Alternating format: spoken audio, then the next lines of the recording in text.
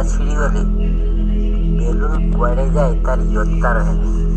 ସେହିପରି ଆମ ଶରୀରର ଶ୍ୱାସ ହେଉଛି ସୂତା।